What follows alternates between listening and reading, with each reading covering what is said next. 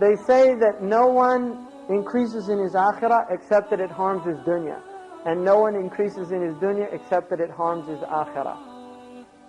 By the nature, because they're two opposites. So increase in one is decrease in the other. Now this does not mean wealthy people automatically you assume that,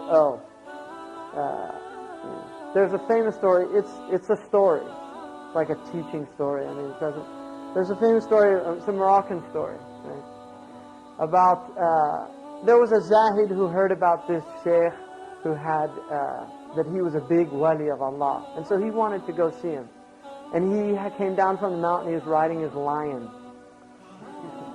And he gets there, and the Sheikh lives in a big palace. And he said, this is so-and-so's house? And he's shocked because he lives up in a cave. And then the Sheikh comes out, and he says, where can I put my lion? He said, put him in my barn with my cow. He said, no, he'll eat the cow. He said, no, just put him in the barn with the cow. So he puts him in the barn with the cow. Then they have this big dinner, and the Sheikh eats a few bites, and he says, Astaghfirullah. This is so luxurious. He said, I live on water and dates.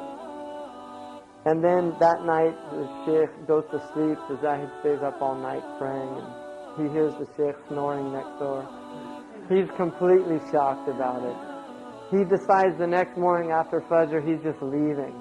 So he goes to get his lion. He goes in, and the cow ate the lion. So he says to the man, where's my lion? He said, your lion's just like you. It's all outward. You see. And he said, and you thought my cow was a harmless cow, but he was a lion inside. Anyway, the point of that story is, you have to be very careful because outward appearances can fool people.